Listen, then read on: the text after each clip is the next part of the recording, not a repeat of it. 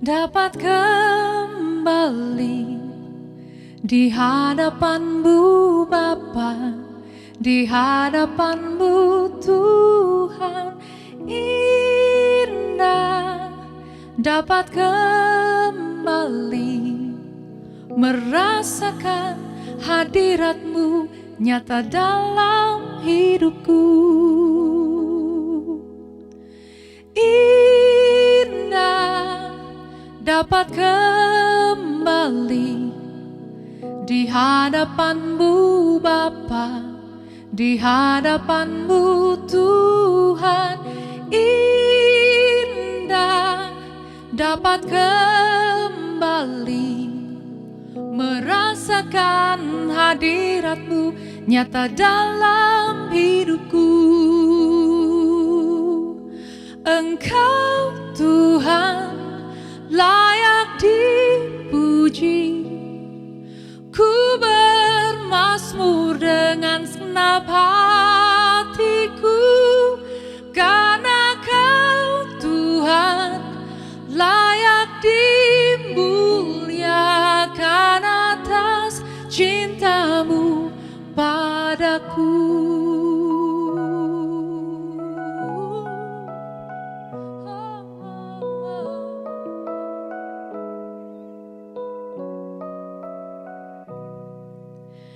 Indah dapat kembali di hadapan-Mu Bapa, di hadapan-Mu Tuhan. Indah dapat kembali merasakan hadirat-Mu nyata dalam hidupku.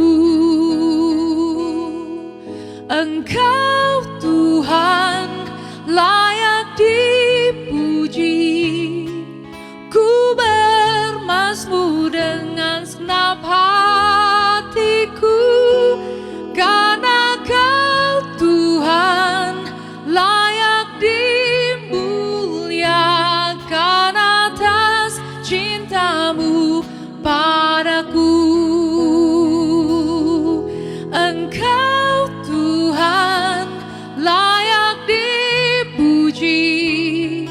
Ku bermazmur dengan segenap hatiku, karena Kau Tuhan layak dimuliakan atas cinta-Mu padaku. Engkau Tuhan layak dipuji. Ku bermazmur dengan segenap hatiku, karena Kau Tuhan layak dimuliakan atas cinta-Mu padaku. Dimuliakan atas cinta-Mu padaku. Dimuliakan atas cinta-Mu padaku.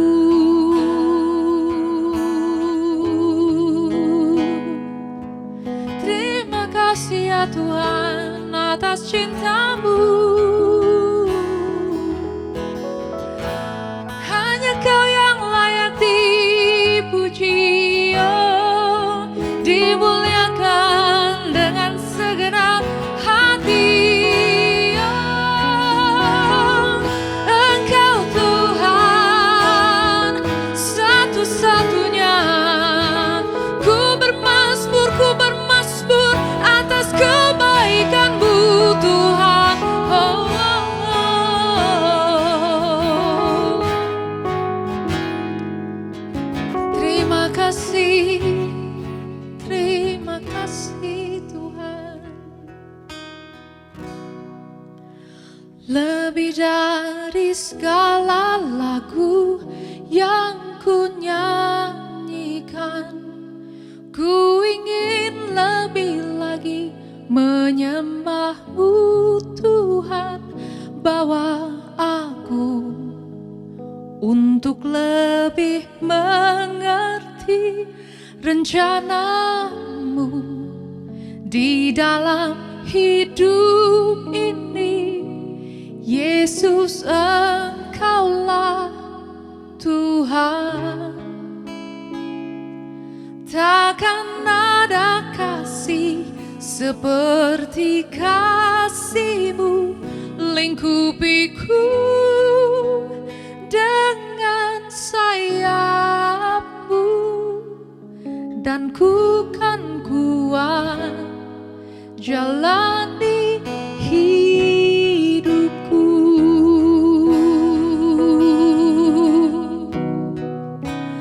Lebih dari segala lagu yang ku nyanyikan, ku ingin lebih lagi menyembah-Mu Tuhan.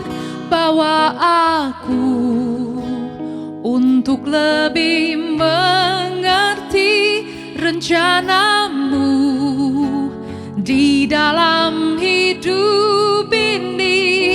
Yesus, Engkaulah Tuhan. Takkan ada kasih seperti kasih-Mu, lingkupiku dengan sayap-Mu, dan ku kan kuat jalani hidupku. Oh, lebih dari segala lagu yang ku nyanyikan, ku ingin lebih lagi menyembah-Mu Tuhan. Bawa aku untuk lebih mengerti rencana-Mu di dalam hidup ini. Yesus, Engkaulah Tuhan. Takkan ada kasih seperti kasih-Mu, lingkupiku dengan sayap-Mu, dan ku kan kuat jalani hidupku.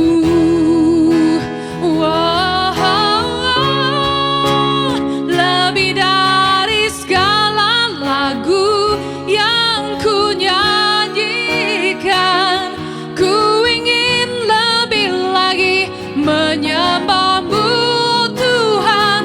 Bawa aku untuk lebih mengerti rencana-Mu di dalam hidup ini. Oh Yesus, Engkaulah Tuhan. Takkan ada kasih seperti kasih-Mu, lingkupiku dengan sayap-Mu, dan ku kan kuat, dan ku kan kuat, dan ku kan kuat jalani hidupku.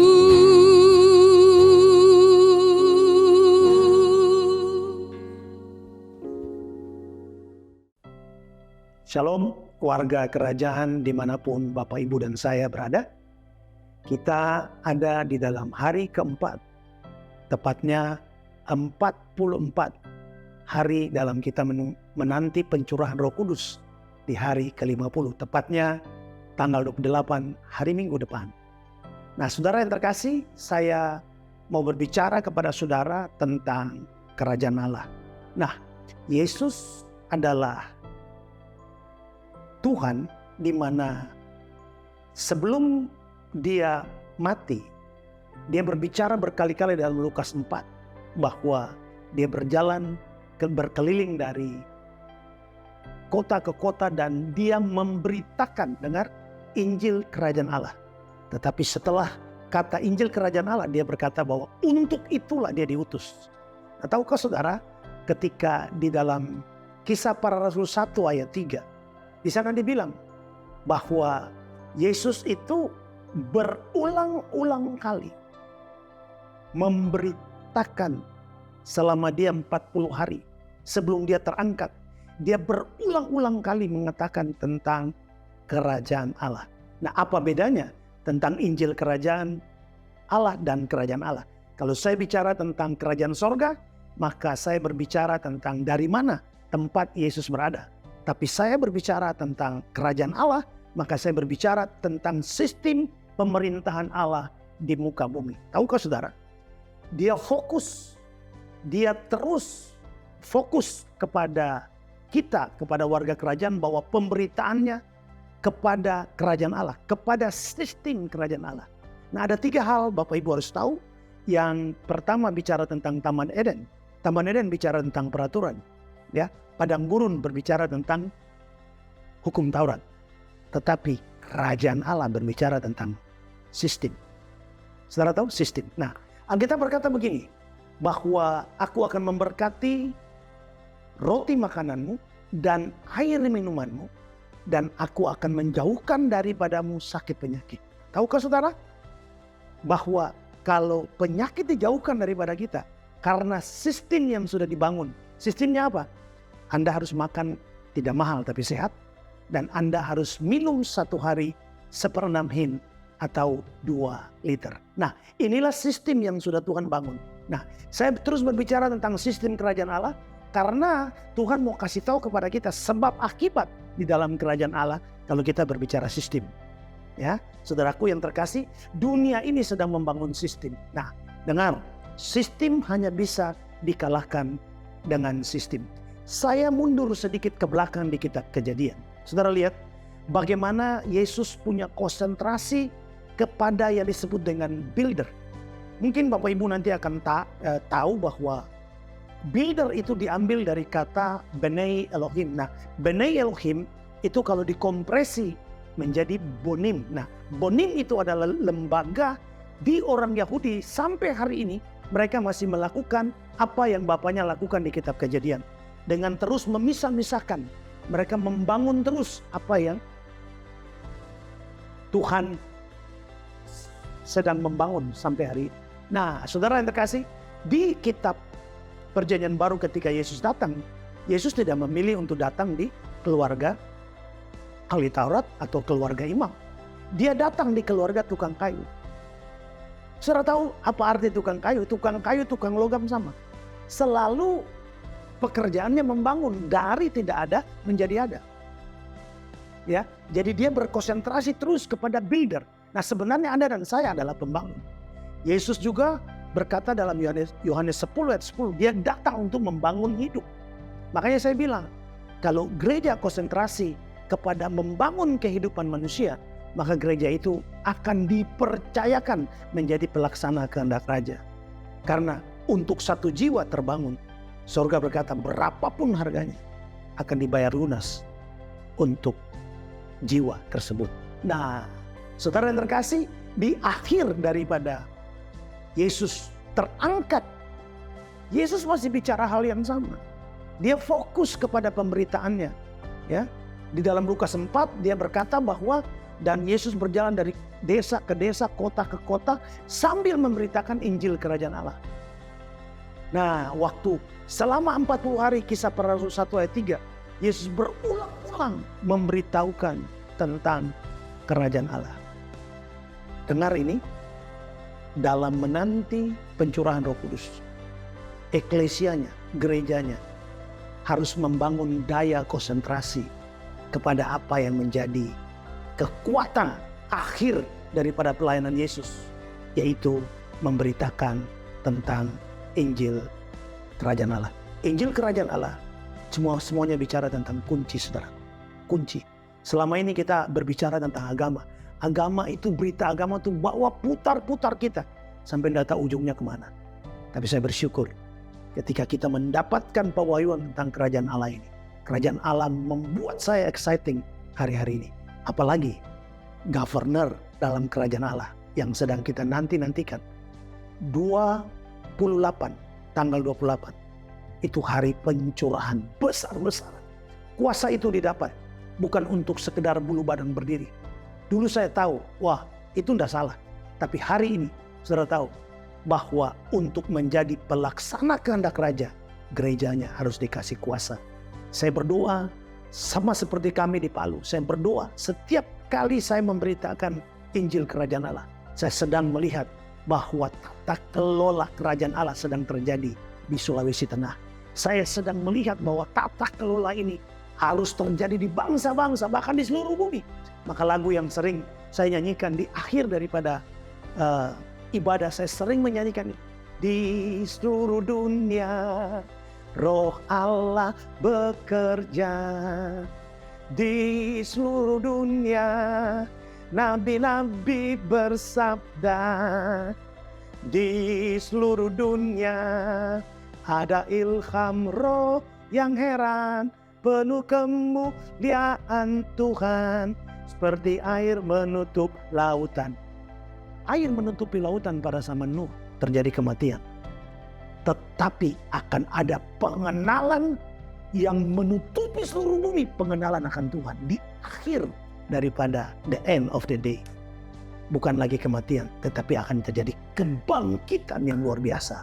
Saudara yang terkasih, Roh Kudus itu adalah governor dalam kerajaan Allah yang sedang Anda dan saya nantikan. Dia akan bekerja berlipat-lipat kali ganda. Tahukah saudara, hari ini sangat miris, ya. Hari ini gereja dengan gereja kompetisi. Itulah pelajaran gereja, ya. Gereja hari ini kompetisi, tapi kerajaan Allah berkata begini. Kerajaan Allah membawa kesatuan tubuh Kristus. Setiap kali saya membaca tentang Injil, saya dengarnya sangat malu sekali. Ketika Injil itu berkata begini. Serigala mempunyai tempat, tetapi anak manusia tidak mempunyai tempat. Kenapa?